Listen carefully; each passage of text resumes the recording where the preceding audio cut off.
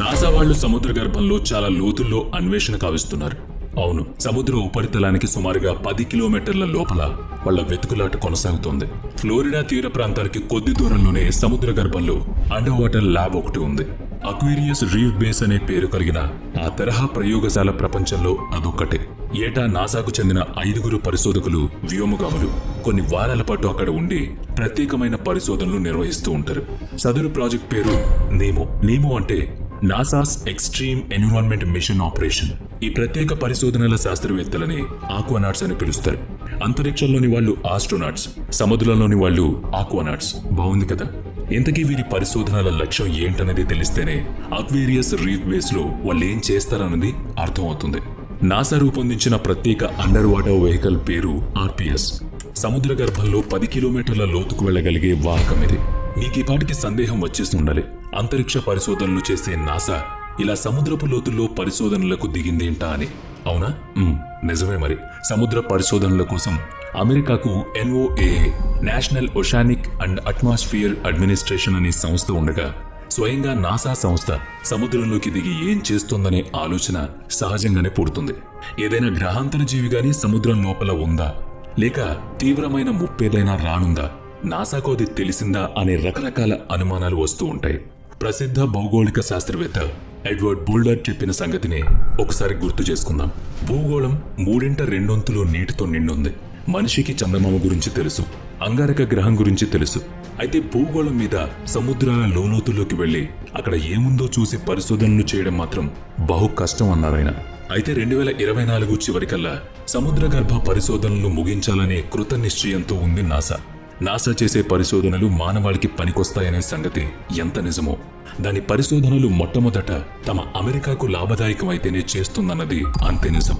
ఇప్పుడు ఈ సముద్ర అంతర్గత పరిశోధన కూడా అటువంటిదే అని అనుకుంటున్నారు చాలా మంది. అయితే అది చాలా నాజూకు పరిశోధన కనుకే తీవ్రంగా పనిచేస్తున్నారని మనం ఇప్పుడు తెలుసుకోబోతున్నాం. సముద్రాల్లో జీవించే జీవజాతులు అంటే చేపలు మొదలైన సముద్ర జీవుల్లో దాదాపు 90% జీవులు సముద్రం నీటిలో సూర్యరశ్మి చొచ్చుకుపోగలిగినంత ప్రాంతంలోనే జీవిస్తాయి. దాన్ని సన్లైట్ జోన్ అంటారు. సముద్రం లోపలికి వెళ్లే కొద్దీ పీడనం ఎక్కువ అవుతూ ఉంటుంది.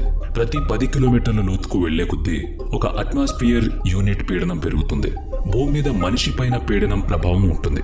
అలాంటి ప్రభావం ఉన్నంత లోతు వరకే సముద్రంలో లోపలికి వెళ్లగలుగుతాం. టైటాన్ సబ్మెర్సిబుల్ వాహనం సముద్ర గర్భంలో 3.5 కిలోమీటర్ల లోతుకు చేరుకోగానే అక్కడ ఒత్తిడికి అది కుచించుకుపోయిన దుర్ఘటనలో ఏం జరిగిందో తెలుసు కదా. లోపల కూర్చున్న వాళ్ళు మిల్లీ సెకండ్ కాలం కంటే తక్కువ సమయం లోపలే నొప్పుకుపోయి పేలిపోయారు. నొప్పి అనేది తెలియడానికి మానవ మస్తిష్కానికి కనీసం 25 మిల్లీ సెకండ్ల సమయం పడుతుంది. ఆ మాత్రం సమయం కూడా లేకుండా నొప్పి అన్న భయాన్ని అర్థం చేసుకునే లోపలే అంతా ముగిసిపోయిందని నిపుణులు చెప్తున్నారు. సముద్ర ఉపరితలం నుంచి 3.5 కిలోమీటర్ల లోతులో టైటాన్ జలాంతర్గామి పేలిపోయింది కదా. అయితే నాసా అంతకు 3 రెట్లు లోతుకు అంటే 10 కిలోమీటర్ల లోపలికి వెళ్లి పరిశోధనలు చేస్తోంది. ఎందుకిదంతా అనే సందేహానికి జవాబుగా గ్రహాంతర జీవుల ఉనికి కోసం చేయనున్న భారీ పరిశోధనకు ఇది సన్నాహక ప్రయత్నం అంటున్నారు. గ్రహాంతర జీవుల ఉనికి కోసం మానవుడు కొన్నేళ్లుగా ప్రయత్నాలు చేస్తూనే ఉన్నాడు. రేడియో సంకేతాల్ని అంతరిక్షంలోకి ప్రసారం చేస్తూ ఉన్నాడు.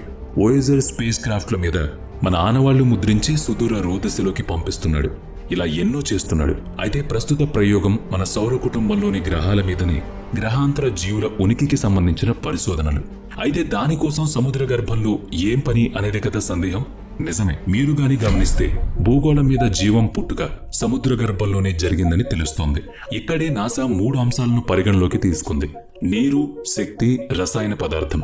ఈ 3 జీవం పుట్టుకకు ప్రాథమిక కారకాలు.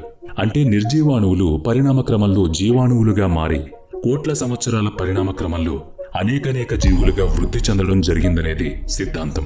అయితే జీవం పుట్టుకకు ఖచ్చితమైన మూలకాలు carbon, hydrogen, oxygen, sulphur, nitrogen, phosphorus వంటి మూలకాలే అన్నది తెలిసిందే.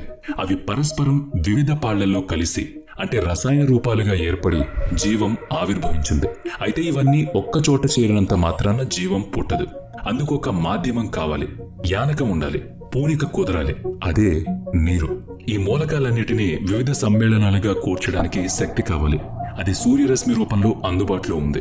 అలా సముద్రంలో కావలసినంత నీరు, శక్తి ఉండడం మూలంగా జీవం ప్రాదుర్భవించిందని శాస్త్రవేత్తలు వివరిస్తున్నారు.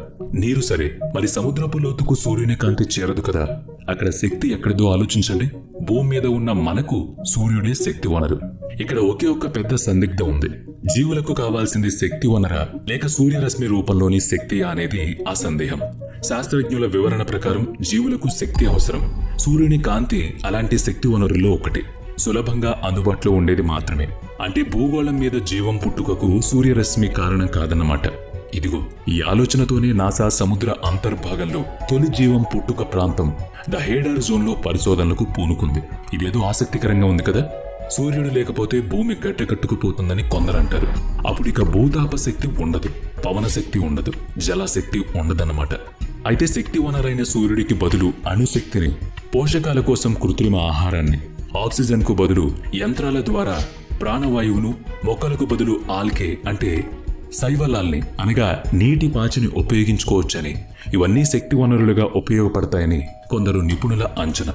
అచ్చంగా అలాగే జరగాలంటే బహు కష్టం కావచ్చు. కనుక సూర్యుడే మనకిప్పుడు ప్రధాన శక్తి వనరు. అయితే మరి వివాదం ఎక్కడుంది అంటారా? తెలుసుకుందాం, కంగారు పడకండి.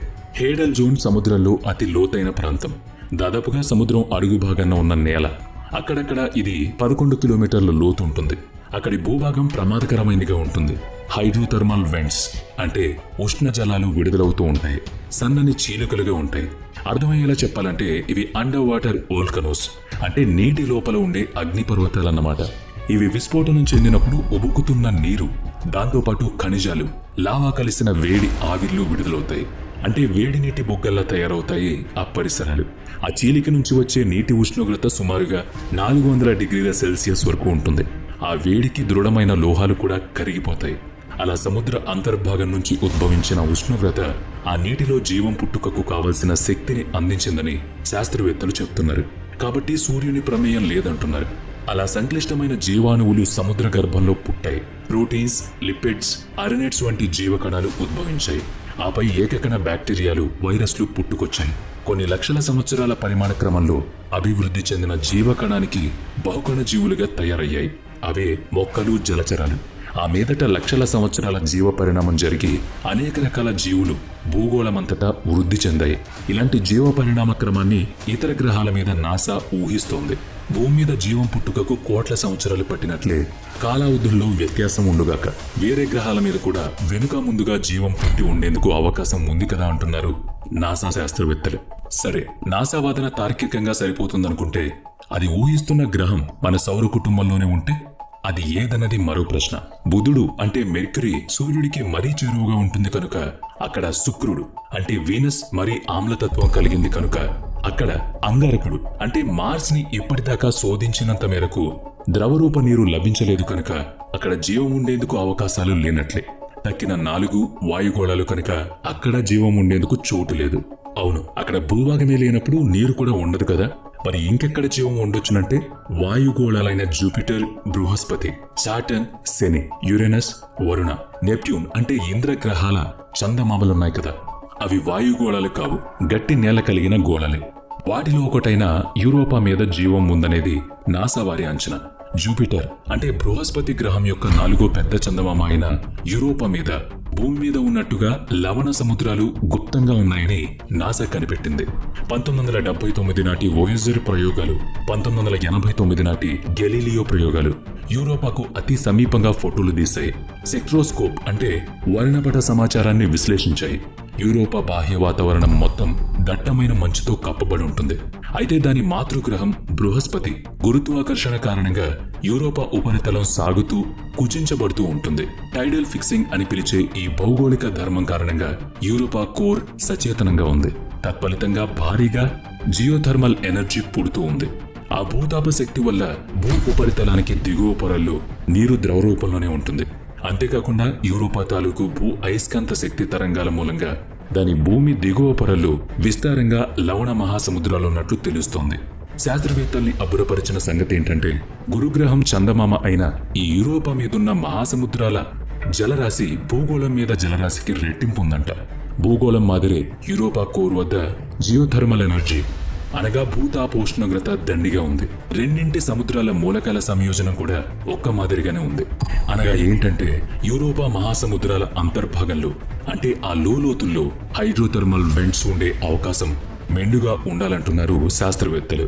యూరోపా భూ ఉపరితలం మీద, దాని వాతావరణంలో, నేల స్వభావంలో జీవరసాయన ధర్మాలకు అనుకూలత కలిగిన ప్రాథమిక మూలకాలు ఉన్నట్లు శాస్త్రవేత్తల పరిశీలనల్లో వెల్లడైంది. అవే మనం చెప్పుకుంటున్న carbon, hydrogen, oxygen, sulphur, nitrogen, phosphorus మొదలైనవి. మరిక తెలియాల్సిందల్లా అక్కడ జీవం ఏ రూపంలో ఉందన్న సంగతి మాత్రమే. అందుకోసమే ఒక స్పేస్ ప్రోబ్ను నాసా సిద్ధం చేస్తుంది. గ్రహాంతర జీవం ఉనికి పట్ల వాటి జీవ రసాయన ధర్మాలు తెలియాలి. అప్పుడు భూమి మీద ఉన్న మానవులకు మరో తోడు దొరికినట్లు అవుతుందేమో చూడాలి.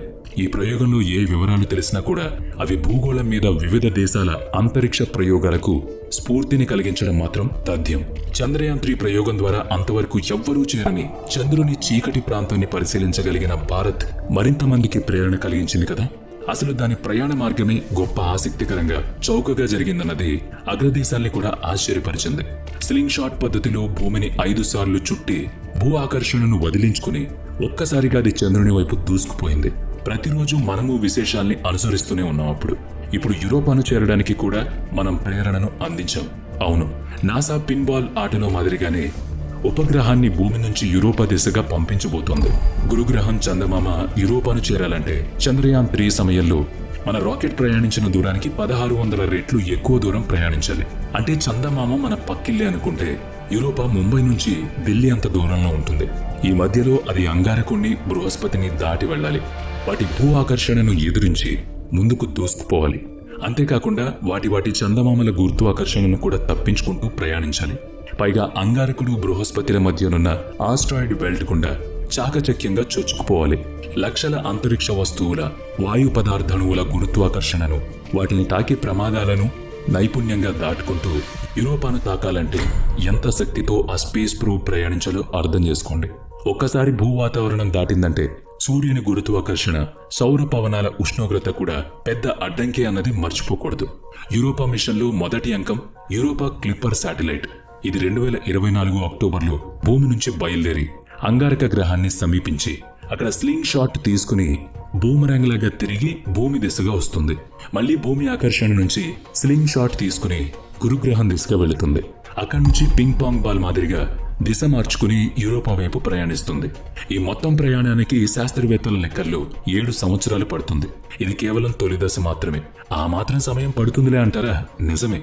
అది మాత్రమే సమస్య కాదు. 7 ఏళ్లు దాని ప్రయాణంలో అది అంతరిక్షంలో ఏ గ్రహాల, ఏ సహజ ఉపగ్రహాల, ఏ గ్రహ శకలాల సమీపంగా వెళుతుంది. అప్పుడు వాటి గురుత్వాకర్షణ శక్తుల ప్రభావానికి లోను కాకుండా తన వేగాన్ని ఎంతెంత నిష్పత్తిలో పెంచుకోవాలి లేదా తగ్గించుకోవాలి. ఆయా సందర్భాల్లో ఆయా అంతరిక్ష వస్తువుల స్థానాలు ఇప్పటి స్థానాలతో లెక్కిస్తే ఎక్కడెక్కడ ఉంటాయి. ఆ అన్ని సందర్భాల్లోనూ ఆ అన్ని వస్తువులతోనూ ఘర్షణ పడకుండా సదరు నాసా స్పేస్ ప్రోబ్ యూరోపా వరకు చేరాలంటే దానిలోని ప్రోగ్రామింగ్ ఎంత ఖచ్చితత్వంతో రూపొందించబడాలో ఒక్కసారి ఊహించుకోండి. అంతరిక్షంలో అనుకోని అవాంతరాలు ఎదురైతే ఏం చెయ్యాలో కూడా మన శాస్త్రవేత్తలు ముందే ఊహించాలి. వీరి ఆజ్ఞలకు తగ్గట్టుగా అది స్పందించాలి. ఇదంతా చేసి యూరోపాను చేరడం కోసం యూరోపా క్లిప్పర్ శాటిలైట్ మరో పని చేయాలి. జూపిటర్ చందమామ యూరోపాను చేరడానికి ముందుగా అది జూపిటర్ యొక్క గెలీలియన్ మూన్స్ అయిన 4 పెద్ద చందమామల సమీపం నుంచి పలుమార్లు ప్రయాణించాల్సి ఉంటుంది. అప్పుడు యూరోపా కక్షలోకి అది ప్రవేశించగలుగుతుంది.